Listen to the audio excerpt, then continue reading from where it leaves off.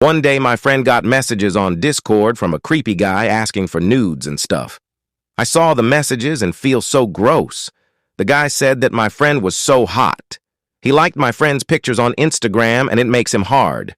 Then he asked my friend to send a nude picture of her. He insisted so much, no matter my friend rejected him for 1,000 times already. So I decided to help her out by tricking this guy. Basically, my friend told the guy her alt account so that people couldn't see specific messages without him knows it actually me. And somehow that creepy guy actually falls for this and started to play a ridiculous sexting. He said something like, "I grabbed you towards the wall, kissing your sweet lips. Oh yeah, baby, they taste like strawberries." Then I sent him a close-up image of a male nipples, and he's got crazy. "You like it?" I asked him. He said, "Yeah, give me some more." I said, "Okay, I'll show you my face in the next one." Then I sent him my pic, a white lanky man. Bon appetit. I'm an American. I was traveling in Greece and was at the airport in Mykonos. I was trying to buy a sandwich in the convenience store, but I was 12 cents short.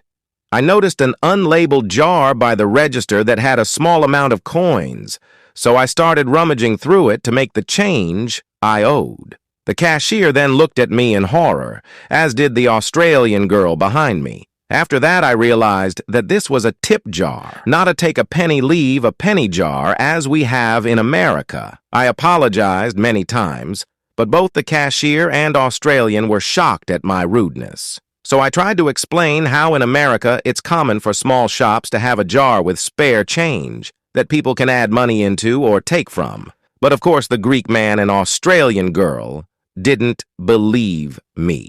They kept saying, "Americans put money in a jar for others to take?" Anyways, I was so embarrassed, and somehow I remind about this too often. My girlfriend's parents were going out of town for the weekend, so we were have the house to ourselves. We basically helped her parents pack up their cars, made sure the addresses right in their GPS, and sent them on their way. We were going at it loudly for about 10 minutes, and they had circled back since her dad forgot his camera. We didn't hear them come back inside because we were being loud and had the music on. Next thing happened is her dad swings open her bedroom door while I had her in doggy style, screaming like a cowboy. That was a hell situation, where we were both super embarrassed, and now her parents think I'm a bad guy. 2 years ago, I saved my girlfriend from getting hit by a drunk driver. And when I say saved, I mean I drunkenly tripped on a manhole, then fell over with my arms out. With my arms out, I pushed my girlfriend out of the way from a car that still hit me. She says that moment was when she fell in love with me. Whenever she visited me in hospital, I was on drugs due to mental health stuff, and she called me cute in the hospital bed. I work at a job where it's so easy to steal things and doesn't check cameras unless an incident happens. So almost everyone in my department steals. I stole something 3 weeks ago and haven't thought about it since. But 3 days ago, the general manager came into our department with a tech guy and was pointing out places to install 2 new cameras. Last time someone got fired for stealing 4 years ago because he was too obvious. I feel like if they caught me, they would have pulled me to the office immediately. But no one has told me anything. What are the chances of me being the reason we're getting more cameras in our department? My brother and I were normally well-behaved, but these 2 little incidents pop into my mind sometimes. We were 8 and 10 years old at the time. We threw little balls of unchewed bubble gum to the lady who was sleeping on the airplane in the aisle seat across from us for the entire 6-hour flight. Who had it all in her hair and had a huge wad of gum on her ass when she stood up to exit the plane? That was not really not okay. She was probably exhausted and needed the sleep. I hope we didn't ruin her clothes or hair. We were also blow air in between the seats of the lady in front of us so that the pages of her book would constantly flip. When she finally figured out it was us, she confronted us and yelled at us for being so annoying. All the adults around in the other seats stood up for my brother and I and made her the bad guy. I know we looked like innocent, but we were not.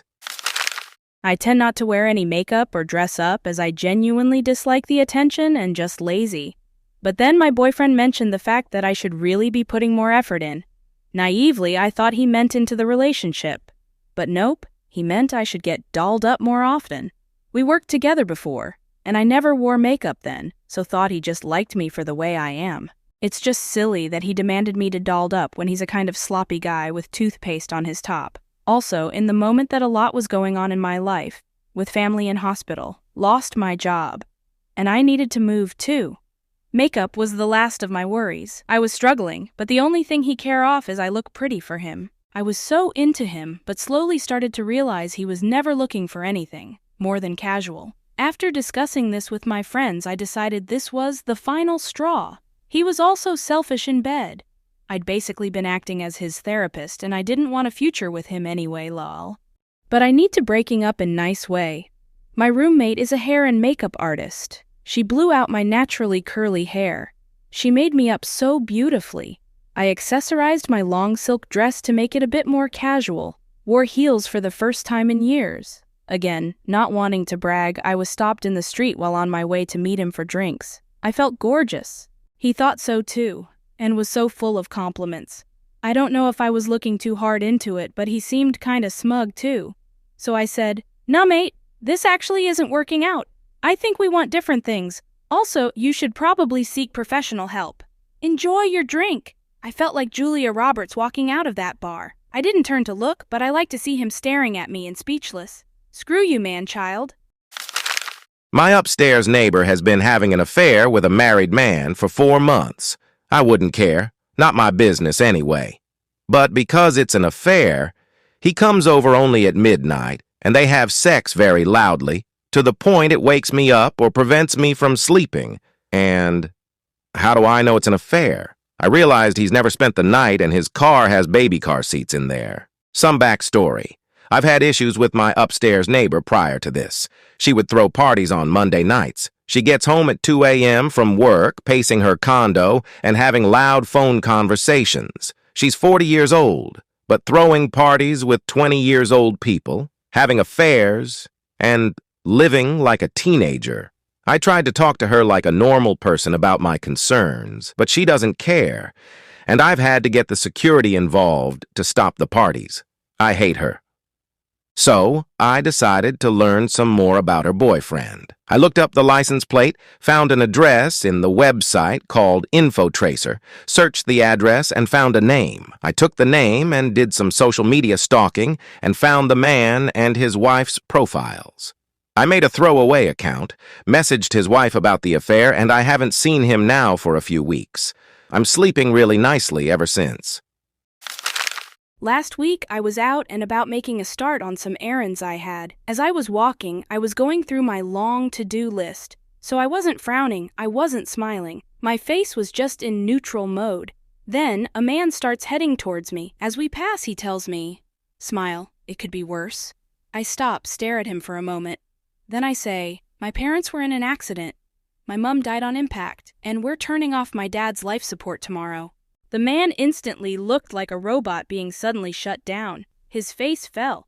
He looked like a deer in headlights. He stuttered and stammered, obviously trying to think of something to say, and when he couldn't, he turned around and speed walked away. So nice to see. Well, my parents are both fine. There was no accident. But it annoys me when people think they have the right to dictate how people are feeling and what expressions they make, especially when they don't know what is going on in their lives. It's unhelpful and patronizing. Imagine telling, "Smile, it could be worse," to somebody who has just been given a terminal diagnosis, or somebody who has lost a child, been laid off, or is otherwise struggling and in a terrible situation. I used to work in a sandwich shop. All the other employees there were Indian women with very long black hair. Mine was sort of similar, medium length and brown, but every time a customer would complain about a long black hair in the food, my boss would immediately blame me without any hesitation or investigation, despite the fact that I was the only person who wore my hair up and netted. So one day I dyed my hair blue, so he wouldn't blame me for black hair being in the food. You guessed it, it happened. And how huffy and annoyed my boss got when I said it couldn't be my hair because mine is blue. It was beyond amusing. Years ago, I made a profile in a dating app and said I wasn't accepting smokers and people with kids. Just that. You could be anything else. And if the chemistry is there, we are all good. Then I meet this guy early in the morning for a breakfast date, and we are hitting it off averagely. No sparks, but no red flags. The date goes for 3 hours until we are splitting the bill, and he tells me he has a kid. I ask him if he read my profile to know that I wasn't interested in that, and he says, "Yes, I read that, but knew that if you just spent some time with me, you'd see how great I am, and how you'd be willing to see past that." What the hell? I was floored, as now he wasted 3 hours of my life and was okay with being a liar. That was unacceptable to me.